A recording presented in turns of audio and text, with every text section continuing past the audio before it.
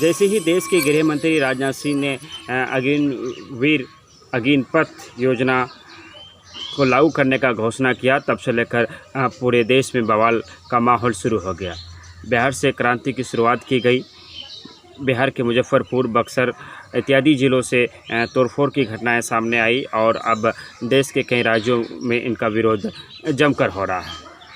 आप तस्वीरों में देख सकते हैं, आपने देखा होगा कि किस तरह से देश के राष्ट्र की संपत्ति को नुकसान पहुंचाया जा रहा है, किस तरह से छात्र उग्र हो रहे हैं, किस तरह से ट्रेनों में आग लगा दी जाती है, किस तरह से प्रशासन के लोगों पर पत्थरबाजी की जा रही है।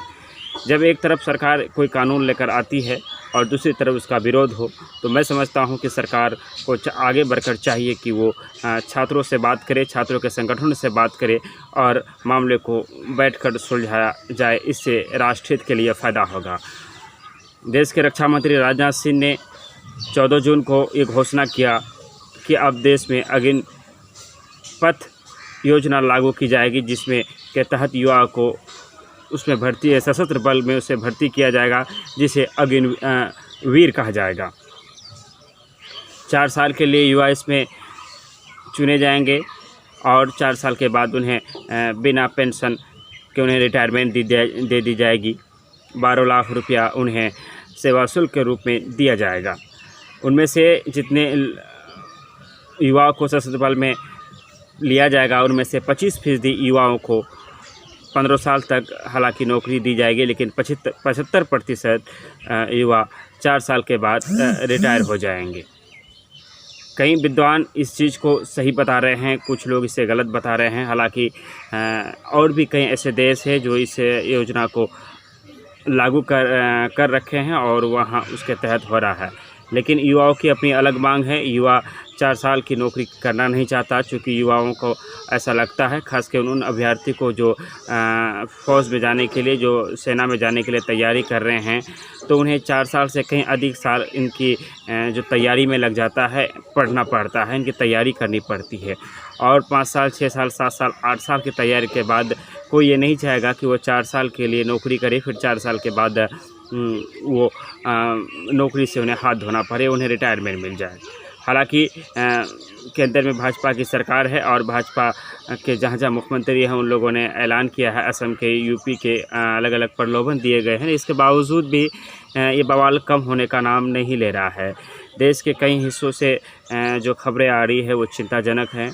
छात्र का ये जो आंदोलन था, ये काफ़ी उग्र हो चुका है, अब ये हिंसक हो चुका है।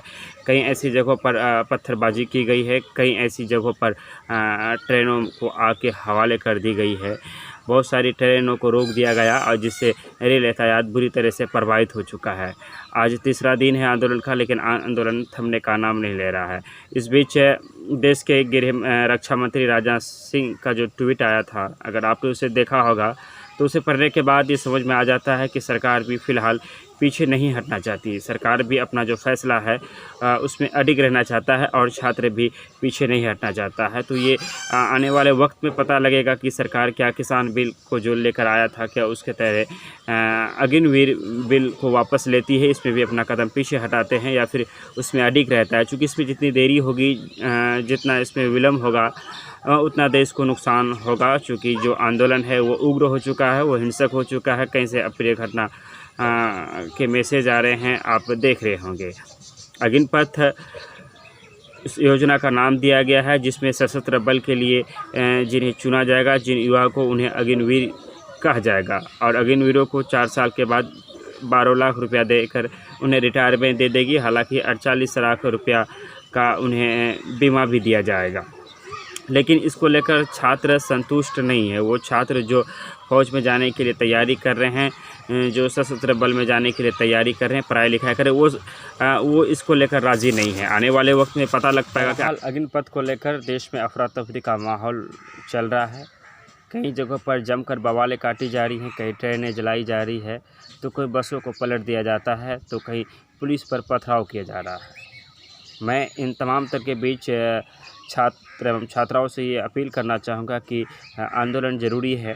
जब सरकार हमारी बातें नहीं सुनती है तो हमें आंदोलन करना पड़ता है और करना भी चाहिए। लेकिन आंदोलन करते वक्त हमें इस बात का बेहद ख्याल रखना ज़रूरी हो जाता है कि आंदोलन अहिंसा के पथ पर हो गांधी जी का ये देश है, बापू के बताए हुए रास्ते पर ही हम आंदोलन करें, ये हमारे लिए बेहतर होता है। लेकिन साथ ही साथ सरकार का भी ये फ़र्ज़ बनता है कि वो युवा जो इस देश के भविष्य हैं, वो क्या चाहते हैं उन पर बात होनी चाहिए और उनकी मांगों को सुनना चाहिए और उनकी जो समझ है, जो उनकी सोच है, उन्हें भी लेना चाहिए। सरकार कोई ऐसा फ़ैसला ना ले एक तरफ़ा ऐसा कोई कानून ना बना दे जिससे युवा असंतुष्ट हो। चूँकि सरकार को ये जानना बेहद ज़रूरी हो जाता है कि युवा ही से ही देश की चलता है। अगर युवा सड़क पर आ गए तो फिर इसको संभालना मुश्किल हो जाता है। इसलिए सरकार को देरी ना करते हुए अग्निपथ और अग्निवीर पर पूर्ण विचार करने की ज़रूरत है और जल्द से जल्द बिना समय को विलम्ब करते हुए छात्रों से उन्हें बात करना चाहिए। और जो अभ्यर्थी खास करके वो लोग जो सशस्त्र बल के लिए तैयारी कर रहे थे, जो फ़ौज में जाने के लिए पढ़ाई कर रहे थे, उनसे बात किया जाना चाहिए। देश में सुख शांति वापस लौटेगी और सरकार ये आंदोलन जल्द समाप्त होगा और सरकार छात्रों की बातों को माने, हम ऐसा उम्मीद करते हैं। उसी के साथ हम आपसे लेते हैं।